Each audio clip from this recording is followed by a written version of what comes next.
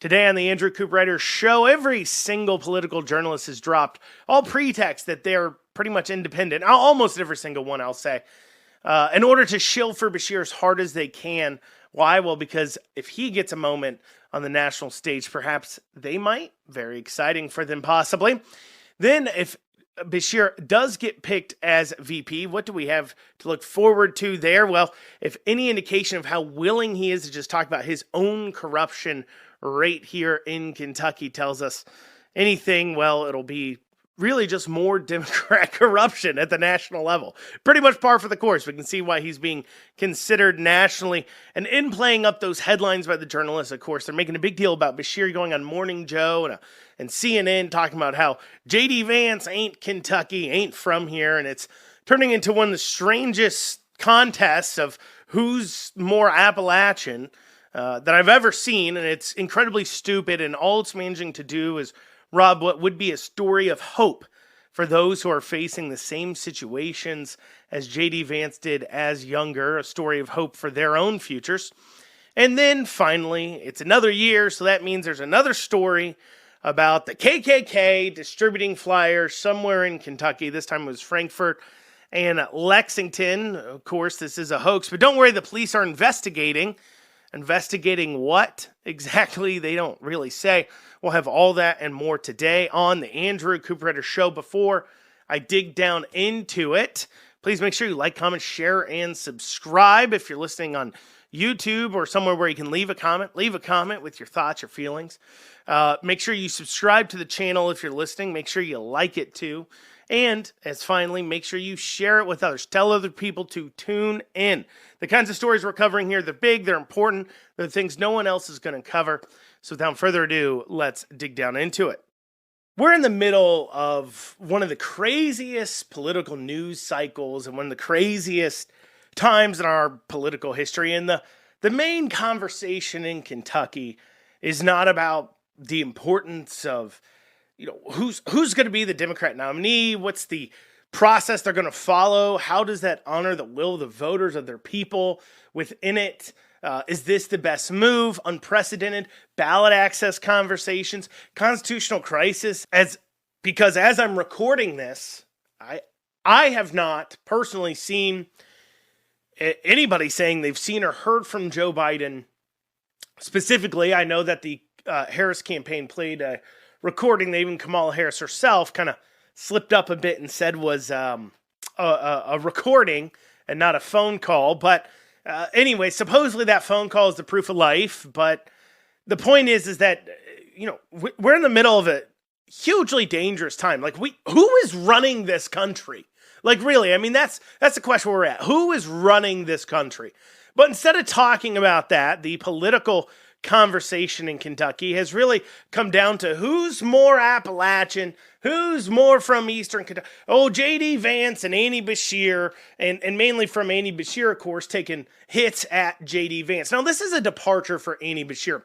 It's a departure from his foe, Mr. Rogers, as Austin Horn, the Herald Leader, called it, wholesome maxing Beshear. And instead, he's turning into trying to get in these one-liner jabs. He's trying to out Kentucky J.D. Vance. Now, to be clear, J.D. Vance is very straightforward about his ties to Kentucky.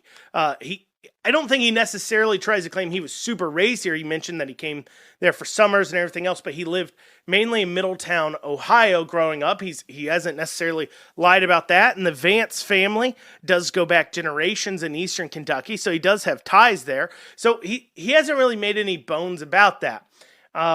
But regardless, for some reason, the Democrats in Kentucky have decided to turn this into a giant who's more Appalachian or whatever pissing contest for no reason. And what it's doing in the process of Democrats, because of course they hate this idea in the first place, it's robbing hope from people in the area. Yesterday I talked on the show about having hope for something. Hope for the future gives you power in the present. If you can hope that your life will get better, it can be a huge motivator and help push you forward to achieving things. And in Eastern Kentucky, like we do in much of the Appalachians, we have a hope problem.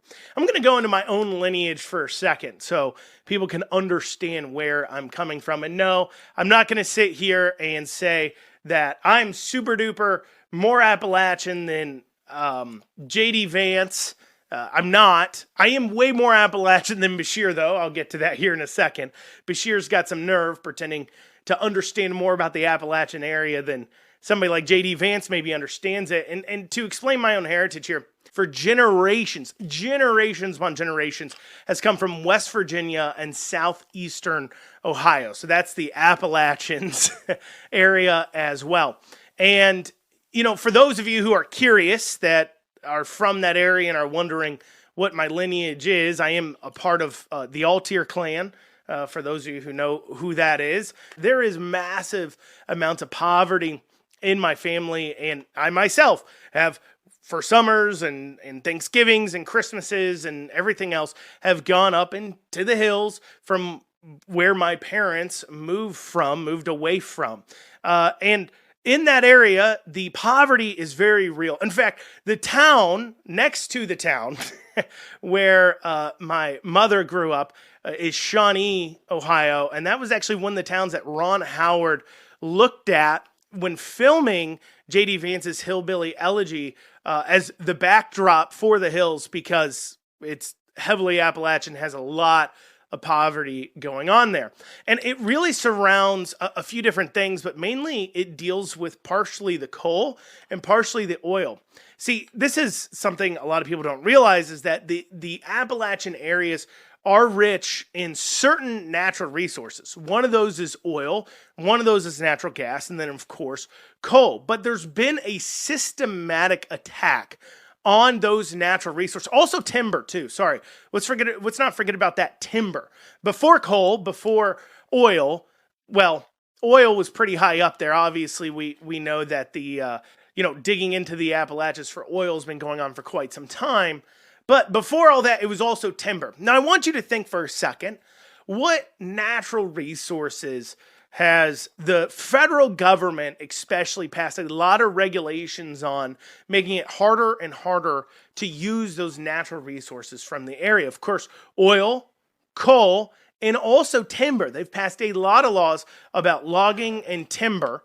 One of the attacks that we're hearing from the Democrats in Kentucky is that, the people of the Appalachians, J.D. Vance has supposedly called them lazy. That's something Andy Beshear relates to, called them lazy or called them names or whatever, and didn't uplift the area or help them. But, I would honestly say that what has Beshear and his dad done for Eastern Kentucky outside of waste a lot of the coal severance money? And that's the real thing that I find laughable about Democrats trying to play off the J.D. Vance story. When you understand the story and the history of the Appalachians, and you've seen that poverty firsthand, you've seen what your family has to go through as you have that generational ongoing poverty, and it quite literally, the way out is the same thing that J.D. Vance ended up doing, same thing my parents ended up doing, and that is you move away from the area, or at least be willing to travel some great distances. I've got some cousins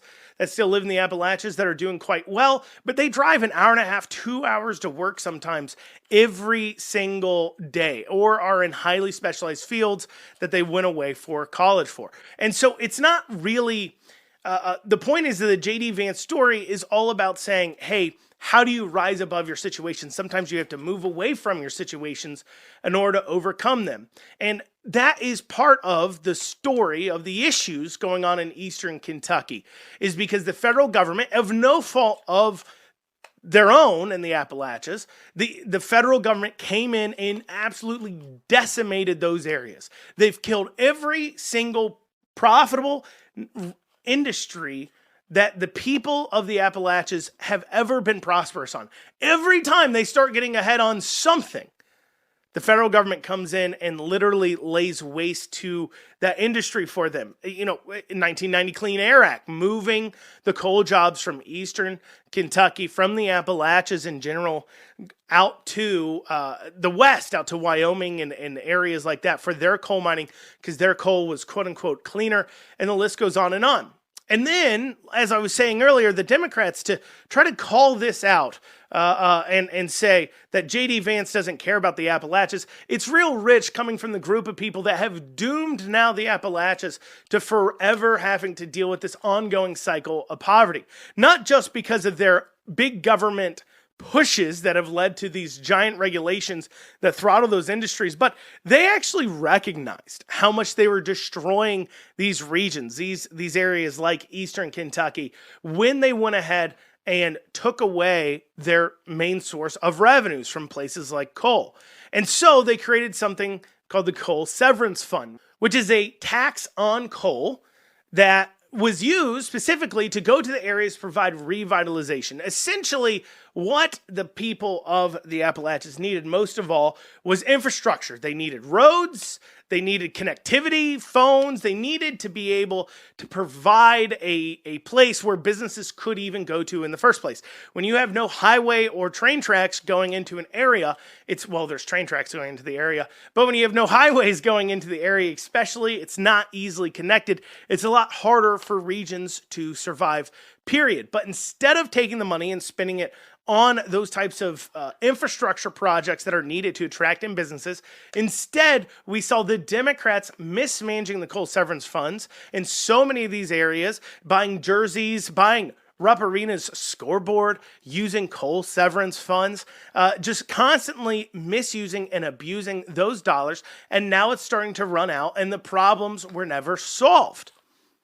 It's a cycle of poverty that the government created. And so when you're somebody who broke free and you see what has happened to Eastern Kentucky, you understand how these, not just Eastern Kentucky, but Appalachians in general, you understand how these types of policies that have come into play are there to hold people down.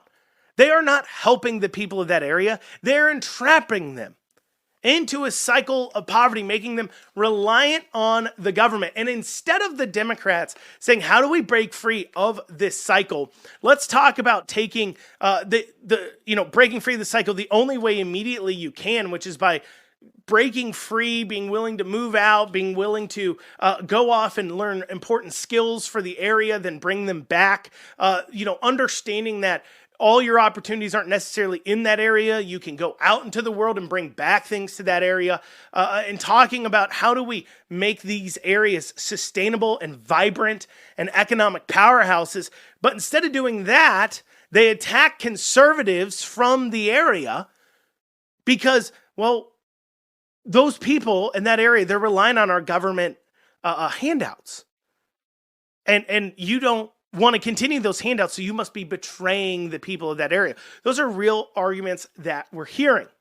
And so in that same way, because, and I talk about providing hope, it's important to the Democrats to destroy the J.D. Vance story, the story of a young man, coming from poverty, coming from, a cycle of drug addiction and poverty that dates back to the government interactions and government destroying of industry, and being able to rise above that, find success on their own, and now turn around and advocate for policies that allows a person to grab control of their own life. Not to give them handouts, but to make sure the government gets out of their way of the opportunity, something that government's in the way of right now. And they can't handle that. They don't want that message. Because if you're not relying on the government to provide everything for you, then they don't have as much control. That's why Beshear's going so hard at J.D. Vance. It's not just that Beshear for some reason is offended that he would say, he's got ties to Kentucky. Beshear doesn't actually care that much. I mean, Beshear was born with one silver spoon. His family's from Western Kentucky. I mean, Beshear as a child was being driven to school by Kentucky State Police as his security, driving him to and from school. As a child, Beshear did not grow up with the same experiences as the people of Eastern Kentucky, as the people in poverty in Kentucky have. He doesn't understand. And so rather than sitting there and saying, okay, I understand, I'm from the area, these are the policies that actually create the area to be sustainable, he'd rather instead, from his perch of personal privilege that comes from his upbringing, that he feels guilty about. Because keep that in mind. That's the other thing you got to understand about many of these people in government, especially on the left. When they didn't build that themselves, remember Obama saying, you didn't build that. When they didn't build something themselves and they end up in a position like Beshear's in, they feel guilty. They feel like they did something in order to accomplish that. But they don't know exactly what it is. And so when they look around, they see people struggling and in poverty, they feel the guilt of not comprehending how they got to where they are. They can't just admit, yeah, I was born more privileged. Let's look at what my family did to get into this position. No, instead, they sit there and they feel that guilt. And so they think, well, if only I could tell all these other people how to live their lives, well, then they can live like me. But they don't want to live like you. They just want to have the opportunity to choose. But that obviously won't stop the Kentucky media from calling Beshear out. Instead, they're falling over themselves to be as nice as they possibly can, and it's really gross to watch. And there's a very specific reason why. When you're wondering why every single reporter, political reporter, every single one that even pretends to be non-biased is suddenly just fan fiction writing and fawning over Beshear, you just need to know that they're doing it because it provides them their opportunity on the national stage. Because if Beshear gets taken in as vice president, well, they may have the opportunity to join the vice presidential press pool of following him around. They may be able to join, a lot of these are offshoots. For example, take the Courier-Journal. It's a part of the USA Today network. And so if you're a reporter, political reporter for the Courier-Journal, who's been following around and reporting on Beshear now for, 5, 6, 7 years, 8 years. Well, this is your chance to move up in the world because USA Today might bring you on to be their political reporter following around the vice president because you're so familiar with Beshear. This is their shot. This is the way they move up. So they're going to pedal for him as much as they possibly can because they're hoping that they get their big break from doing it. And with all this shilling, they decided to make a big deal on a Morning Joe where Beshear called out Vance. And it just turned into this really disgusting conversation. Now, yesterday, as well, I talked about some of the corruption involved with Beshear. And I think this, to me, is, I don't want to say the scariest idea about Beshear being vice president, but this, to me, is something where it's truthfully, I don't see other politicians doing it like this. And it just goes to show how far a fake Mr. Rogers-esque wholesome maxing behavior will get you in the mind of the voters. Well, they will let you get away with things. So Beshear posted on his social media the other day a picture of him sitting at a table with some people, I'm assuming South Korean people, dignitaries, because he was in South Korea. And he is sitting there with a few others. And in the post, he thanks Gray Construction for being able to provide the backbone to the economic advancement in Kentucky. Let me read the exact post for you here. This is from July 19th. It says, Gray Construction has been a longtime partner in Kentucky, including economic endeavors like Blue Oval, SK, and aluminum facilities. While in Tokyo, in South Korea, they're in Tokyo. While in Tokyo, we visited Gray's Japan headquarters to share our appreciation.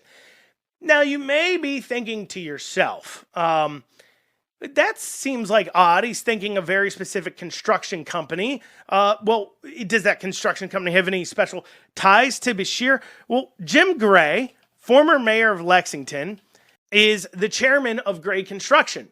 Jim Gray is also Andy Beshear's transportation secretary. So, to spell this out for you, plainly, openly, right in front of everyone without a shame, Andy Beshear himself is volunteering the information that Gray Construction has been working on endeavors like Blue Oval SK, aluminum facilities, and other types of these projects around Kentucky without even bothering to care that we would say, hey, this kind of seems like a little bit of corruption here. So let me get this straight. You're funding these economic endeavors around Kentucky, these construction endeavors, you're handing out these economic incentive packages, and it just so happens that your transportation secretary's construction company is the one doing the work. And you see, no problem. I mean, even if you want to claim, well, look, there's very few construction companies in the area that can do it. Great Construction's a big player, so that's why they're getting it. It's a merit-based system. We promise they're not getting any kind of kickbacks or anything like that. Let's say you want to make that argument. Okay.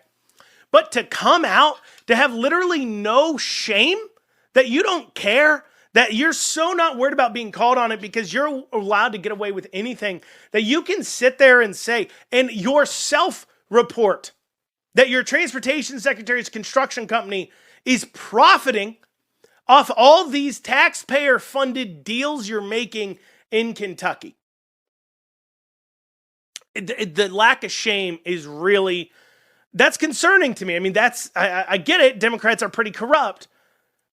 But it's just really concerning to me that the lack of shame, as I said. Well, here's final story here. We've got the KKK has come to town again, putting out flyers in Lexington and Frankfort. This happens about once a year. They come through neighborhoods and just start throwing out flyers. And every year, there's a little story about these KKK flyers coming to town. And every year they say the police are investigating. And I've always been really confused on exactly what they're investigating. Now, obviously, I don't agree with the KKK. I think they're an evil racist group that has no business receiving any attention from anybody at all. They're ridiculous individuals that will end up getting theirs in the end. And you don't follow God's teachings, you end up paying the price. And I'm sure they will end up paying the price. But the point is that police, though, they'll always say the police are investigating, and nobody ever asked them, what crime did they commit? Having an opinion you disagree with?